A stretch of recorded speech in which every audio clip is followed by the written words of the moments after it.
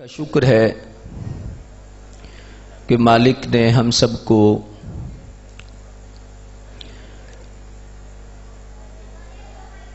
خوبصورت نظریہ عطا فرمایا ہے۔ انسان کی بنیادی فضیلت یہ نہیں کہ وہ ذرے کو چیرے اور ایٹم تک رسائی حاصل کر لے، مریخ کو مسخر کر لے، چاند کی چھاتی پر پہنچنے کا دعویٰ کر لے۔ یہ اضافی خوبیاں ہیں۔ بنیادی خوبی ہے کہ انسان صحیح العقیدہ ہو،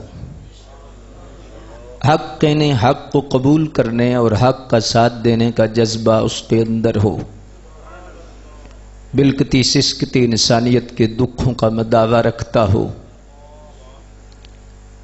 ہماری زبان میں دو لفظ بولے جاتے ہیں، ایک بد عقیدہ اور ایک صحیح العقیدہ۔ صحیح العقیدہ جسے ہم کہتے ہیں وہ خالصتاً 24 کیرٹ سنی ہے، اہل سنت و جماعت ہے، وہ صحیح العقیدہ ہے۔ اور بد عقیدہ ہم رافضی کو کہتے ہیں، خارجی کو کہتے ہیں، صحابہ کے منکر کو کہتے ہیں، اہل بیت کے منکر کو کہتے ہیں، حضور علیہ الصلوۃ والسلام کی شانوں کے منکر کو ہم بد عقیدہ کہتے ہیں، بد مذہب کہتے ہیں۔ یہ سادہ لفظوں میں آپ کو اس لیے سمجھا رہا ہوں کہ بعض دفعہ بات ہوتی ہے تو بات سمجھ میں نہیں آتی، اور عام جو گراؤنڈ ریالٹی ہے اس تک یہ حقیقت واضح نہیں ہوتی، تو اس لیے میں سادہ لفظوں میں آپ کے سامنے یہ تشریح رکھی ہے۔ ایک بہت بڑا مغالطہ ہے، اور وہ مغالطہ یہ ہے کہ جو بندہ علی علی کرے لوگ اسے سمجھتے ہیں کہ شاید یہ شیعہ ہو گیا ہے، یا صحابہ کی شان بیان کرے تو لوگ سمجھتے ہیں ناسبی یا خارجی ہو گیا ہے۔ یہ دل کی تختی پر نوٹ رکھ لیں کہ اہل بیت کی محبت کا نام رافضیت نہیں، صحابہ کے بغض کا نام رافضیت ہے۔ صحابہ کی محبت کا نام خارجیت نہیں، اہل بیت کے بغض کا نام خارجیت ہے۔ خارجی اہل بیت کا بغض رکھے گا، مولا علی شیر خدا سے بغض رکھے گا، امام حسین پاک سے بغض رکھے گا، وہ خارجی ہے، ناسبی ہے۔ اور جو صحابہ کبار بالخصوص خلفائے ثلاثہ حضرت سیدنا امیر معاویہ رضی اللہ تعالی عنہ اور دیگر حضرت سیدنا ابو سفیان رضی اللہ تعالی عنہ، دیگر صحابہ سے بغض رکھے گا، وہ رافضی ہے۔ اہل بیت کی محبت اور صحابہ کی سچی محبت کو اگر دنیا میں دیکھنا ہے تو انہیں اہل سنت و جماعت کہتے ہیں۔ اللہ بد عقیدگی سے محفوظ فرمائے۔ میں کوئی زیادہ آپ کا وقت نہیں لوں گا، بڑی ضروری باتیں آپ سے کرنا چاہوں گا۔ ماحول بڑا خوبصورت ہے، ذہن آپ کے تازہ ہیں، اور یہ علاقہ بڑا زرخیز ہے۔ اس علاقے میں ضرورت بھی ہے، اور یہاں پر اس کانفرنس کی اہمیت بھی بہت زیادہ ہے۔ تو اس اعتبار سے آپ نے سچے سچے ذہنوں کے ساتھ اور جاگتے ہوئے ذہنوں کے ساتھ، بصارت اور بصیرت کے ساتھ آپ نے چند لمحے بیٹھنے ہیں تاکہ اس دسترخوان سے آپ کو رزق کے کثیر نصیب ہو جائے، جو آپ کی نسلوں تک نافع بنے اور آپ کی زندگی میں مزید نور بھر آئے، مزید برکتیں آ جائیں۔ تو اس اعتبار سے بد عقیدگی جو ایسا زہر ہے کہ جو انسان کو موت سے پہلے مار دیتی ہے۔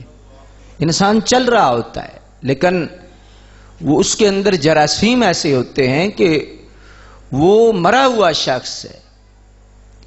بد عقیدگی کی ایسی نحوست ہے کہ لوح دل دھندلا ہو جاتا ہے، جس سے حق نظر نہیں آتا۔ دل کی تختی، لوہے دل کیسے؟ دل کی تختی کو، دل کی تختی پر ایک پردہ آ جاتا ہے بد عقیدگی کی وجہ سے.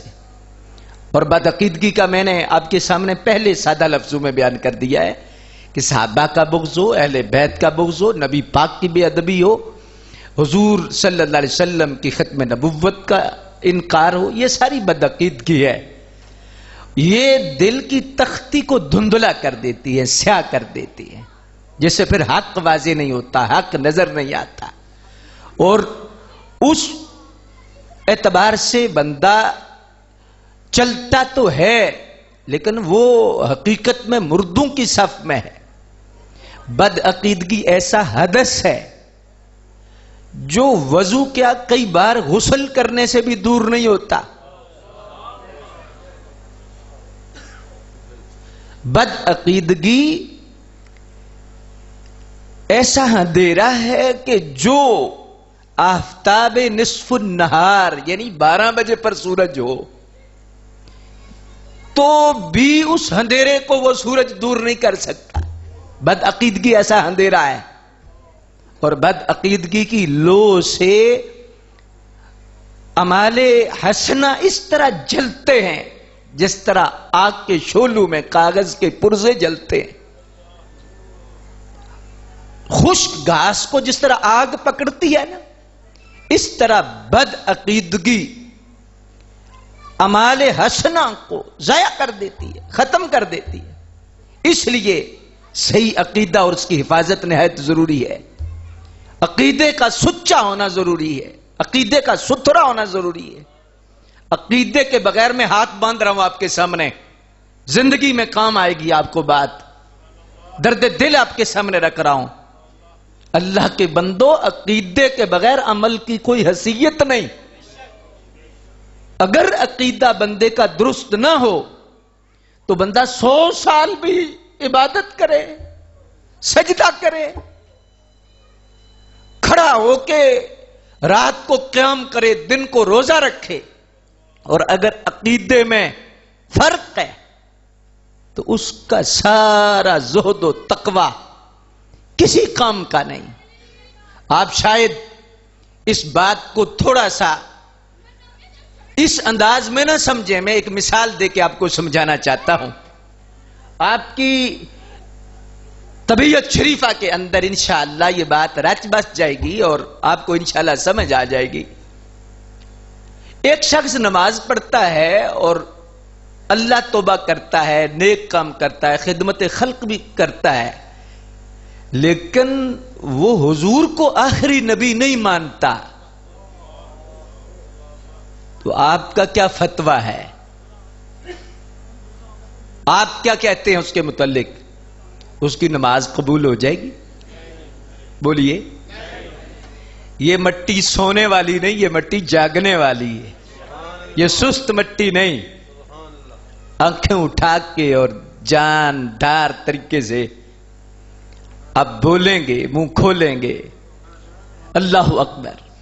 اگر بندہ سب کچھ کرے اور نبی کی ختم نبوت کا منکر ہو تو اس کی نماز، اس کا روزہ، اس کی عبادت. یہ سختی کیوں ہے آپ کر رہے ہیں کہ سب کچھ تو کرتا ہے، صرف اس کا عقیدہ ٹھیک نہیں. تو عقیدہ ٹھیک نہ ہونے کی وجہ سے اس کے عمل برباد ہو گئے. اب یہ مسئلہ بالکل واضح ہو گیا آپ پر کہ جس طرح مرضی کی نماز اعمال